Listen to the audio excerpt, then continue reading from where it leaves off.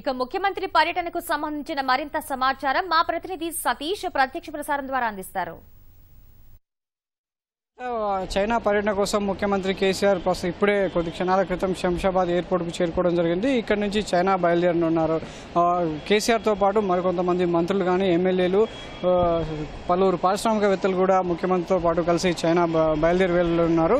సాయంత్రం రాత్రి 8 గంటలకు చైనా చేరుకున్నటువంటి ముఖ్యమంత్రి దాదాపు 10 రోజుల పాటు చైనాలో ఉన్నటువంటి 4 ప్రధాన నగరాల్లో పర్యటించనున్నారు. ప్రధానంగా పారిశ్రామిక రంగానికి ఆదర్శంగా ఉన్నటువంటి చైనా స్ఫూర్తితో తెలంగాణ రాష్ట్రంలో ప్రప్రథమంగా ప్రపంచం విస్తుపోయేలా, ప్రపంచం గర్వించేలా పారిశ్రామిక విధానాన్ని తీసుకొచ్చారు.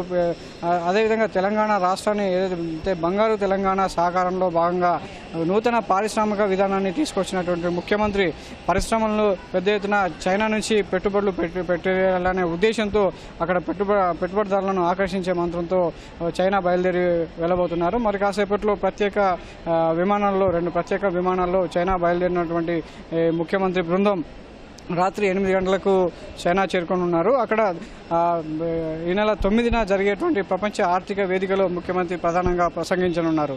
తెలంగాణ రాష్ట్రంలో ప్రవేశపెట్టినటువంటి నూతన పారిశ్రామిక విధానాన్ని వివరించడంతో పాటు ఇక్కడ ఉన్నటువంటి తెలంగాణ సహకారం కానీ ఇతర అభివృద్ధి కార్యక్రమాలను కూడా తన ప్రసంగంలో పేర్కొన్నారు. అదేవిధంగా చైనాలో ఏ విధంగా అయితే అభివృద్ధి జరుగుతుంది, ఇటు రైల్వే కానీ విద్యుత్ కానీ పారిశ్రామికంగా చైనా ఏ విధంగా అభివృద్ధి చెందింది అనేది కూడా అక్కడ ఉన్నటువంటి రాయబారులు పలువురు అధికారులు ప్రతినిధులతో కూడా దాదాపు చర్చించున్నారు. ఈ 10 రోజుల పర్యటనలో 4 ప్రధాన నగరాలైనటువంటి బీజింగ్, షాంఘీ, హాంకాంగ్లో పూర్తి స్థాయిలో అధికారులు ఏదైతే కేసీఆర్ బృందం పూర్తి స్థాయిలో పర్యటించింది. దీనికి సంబంధించి చైనా స్ఫూర్తితో మొదలెట్టినటువంటి ఈ పారిశ్రామిక విధానాన్ని ప్రధానంగా అధికారులతో చర్చించనున్నారు. సుమారుగా 50,000 కోట్ల రూపాయల పెట్టుబడులను సమీకరించే విధంగా మొదలైనటువంటి ముఖ్యమంత్రి పర్యటన దాదాపుగా 10 రోజుల పాటు కొనసాగనుంది.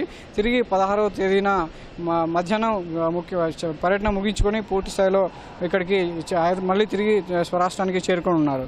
పారిశ్రామిక పార్కులు కానీ, ప్రత్యేక ఆర్థిక మండళ్లు, రైల్వే, విద్యుత్తు, ఇతర అక్కడ ఏవైతే చైనాలో 4 ప్రధాన నగరాలతో పాటు ఇతర ప్రాంతాల్లో ఏ విధంగా అయితే అభివృద్ధి చేశారో దానికి సంబంధించినటువంటి వివరాలు కూడా పూర్తి స్థాయిలో తెలుసుకున్నారు. ముఖ్యమంత్రితో పాటు అటు తన కార్యాలయంలో పనిచేసే వివిధ శాఖలకు సంబంధించినటువంటి ముఖ్య అధికారులు, అదేవిధంగా పలువురు పారిశ్రామికవేత్తలను కూడా తన వెంట తీసుకెళ్తున్నారు.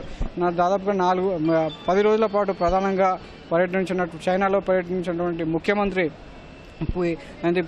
పూర్తి స్థాయిలో తన పెట్టుబడులను ఏ విధంగా అంటే ఇప్పటికే తెలంగాణలో పారిశ్రామికవేత్తలందరూ క్యూ కడుతున్నారు. పారిశ్రామిక విధానాన్ని ఆకర్షితులైనటువంటి చాలామంది తమ రాష్ట్రానికి క్యూ కడుతున్నారు అనే కోణంలో కూడా అక్కడ అధికారులతో కానీ అక్కడ ఉన్నటువంటి ప్రతినిధులతో కానీ పూర్తి స్థాయిలో చర్చించనున్నారు. వివిధ విడతల వారీగా భేటీ కానున్నటువంటి ముఖ్యమంత్రి అక్కడ ఉన్నటువంటి పర్యాటక ప్రదేశాలను కూడా చైనా ప్రధానంగా గ్రేట్ వాల్ ఆఫ్ చైనా కానీ ఇతర పర్యాటక స్థలాల్లో కూడా పర్యటించున్నారు. ప్రధానంగా హరితహారానికి సంబంధించి తరచుగా ప్రస్తావించేటువంటి ముఖ్యమంత్రి అక్కడ గోబీ ఎడారి పూర్తి స్థాయిలో హరితహారంగా ఎలా మారింది అనేది కూడా పూర్తి స్థాయిలో సందర్శించి అక్కడ ఉన్నటువంటి వివరాలు తెలుసుకున్నారు.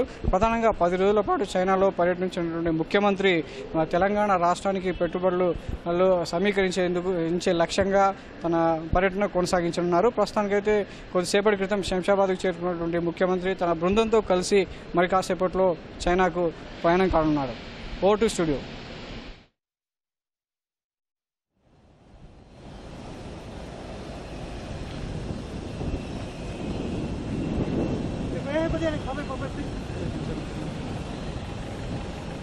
दिखे